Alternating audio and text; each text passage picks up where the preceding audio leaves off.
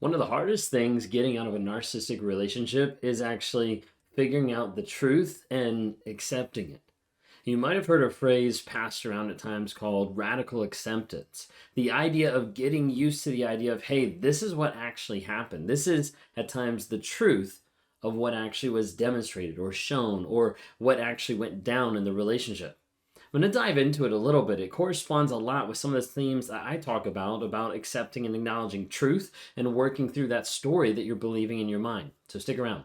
If you guys are new here, my name is Ben Taylor. I'm a self-aware narcissist on this channel to provide awareness, growth, healing, and change. We do it on all the different platforms: TikTok, Instagram, Facebook, YouTube, LinkedIn, Apple Music, Amazon, Spotify, all the different places under Raw Motivation. So like, subscribe anywhere to be able to help spread awareness of what narcissism actually is and the destructive effect it has on different people's lives. If we want to encourage you too to be able to get involved with a community of like-minded people to help you heal, grow, and change. And we developed the NARC app to be able to take your healing to the next level with courses, with places to track your no contact or record your truth, in a way to be able to go through and try to help you heal, grow, and change. You can get on there and you can interact with other survivors from across the globe that are able to help encourage you and give you advice through whatever you're going through. We'd love for you to be able to check that out. So you can go to NARC app, NARCAPP, narcapp.com to be able to get some more information. If you want to talk to me sometime, I would love to interact with you one-on-one to be able to help you with rewiring the mindset, to be able to break free of a trauma bond, to be able to get through the limbo land of feeling like, hey, I have peace because I'm not with this person, but it doesn't feel peaceful because it's still stuck in my head. And to get to the place where you're building healthy boundaries so you don't go back and so you don't get with a narcissistic person down the road.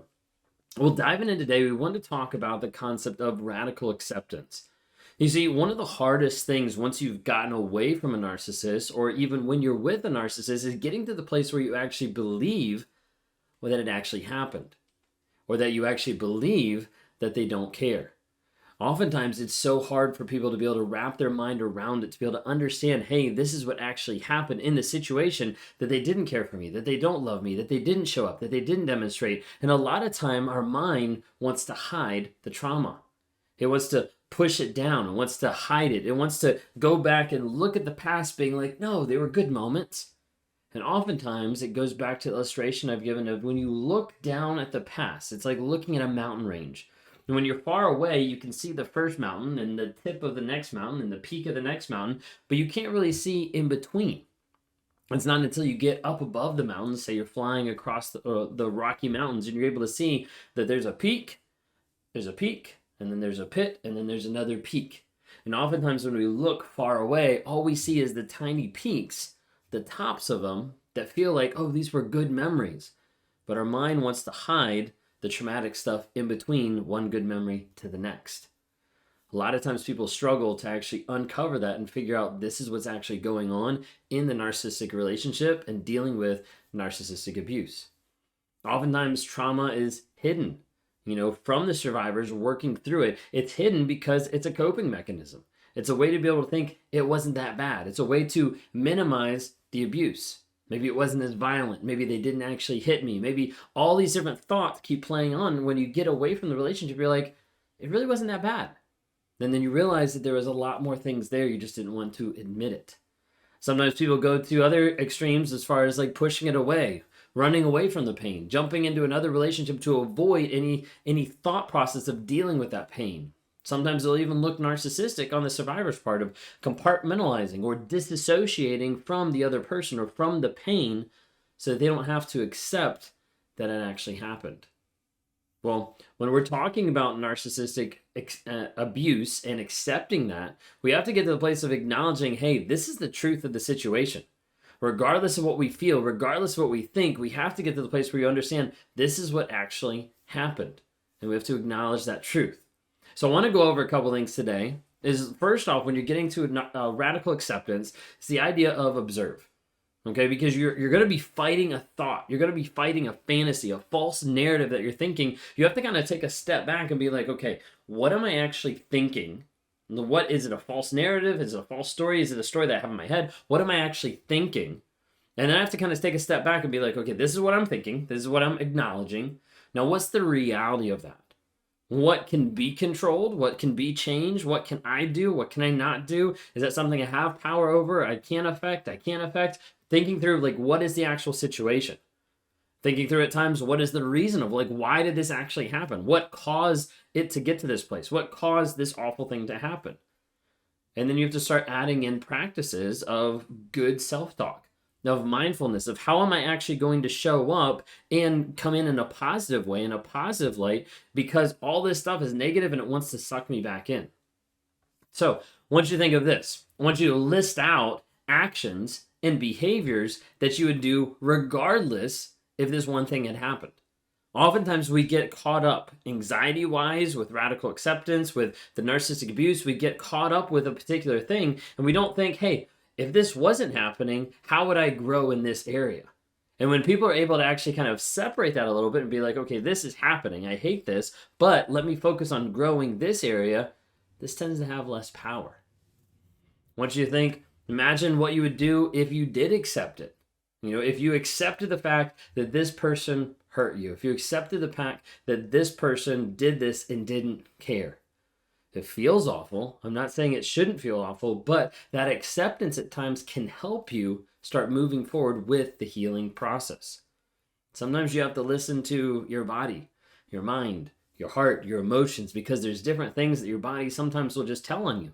The different anxiety, the different pieces, the different gut instincts. There's different things that happen that you're like, wait a second, maybe I should actually pay attention to the things that are going on. And then you have to take a moment and allow feelings, allow disappointment, sadness, and acknowledge what's actually happening. So many times when we feel a negative emotion, we want to run from it as fast as possible and get away from it. And as a result, we don't really deal with it. We don't really work through the problem. We just run away from it. And as a result, the problem keeps following us a lot of times. So allowing those feelings to be able to have them, to be able to experience them, and then to acknowledge like, hey, even though I'm in this pain, even though I'm going through this awful circumstance, I can acknowledge it and I can start to turn my gaze to be towards something else. Of how can I actually heal, grow, and change? How can I focus in a different aspect that's going to help me move forward in the future? And then building up a lot of times your self-resistance of wanting to go back of like, but maybe it was this way. Well, you have to go back and you have to look at the truth. Now, a lot of times I talk about the truth and I talk about how the truth will set you free. I talk about changing the story in your mind because that's what's built a lot of times trauma bonds and people stuck in relationships because they're believing a story that's actually false. When we get underneath the surface and we question that reality of like, what is actually true? What are the facts about the situation? That's when people start coming to terms with, you know what? The facts is he didn't love me. The facts is if she came back, she would still cheat on me. The facts are this has been a habit. The facts are this is inconsistent. The facts are this wasn't demonstrated. And on we go to try to help people work to that conclusion of, hey, I'm not trying to convince you one way or the other. I'm just saying, you tell me what are the facts. Now, what are we going to do with those facts? Being able to accept the reality that we don't want to accept oftentimes seems really scary and really hard. And a lot of times people are afraid of it.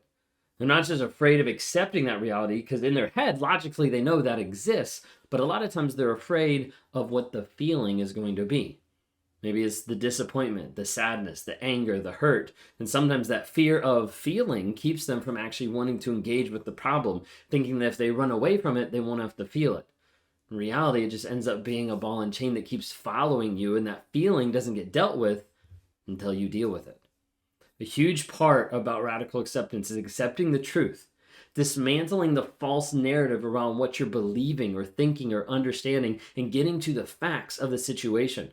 Because once you understand the facts of the situation, that's the truth that's happening in that false narrative. The truth is what sets you free from a toxic person. If you're struggling with that today, would love to be able to help coach you through that and walk you through the system that we actually teach to help people break free from the narrative that they're believing that typically is a fable and is based on a false narrative or a fantasy. My goal is to try to help give people clarity from the confusion making of being involved with a narcissistic person and help them get free from the trauma bond and from that abuse that keeps resonating and ruminating in their mind afterwards.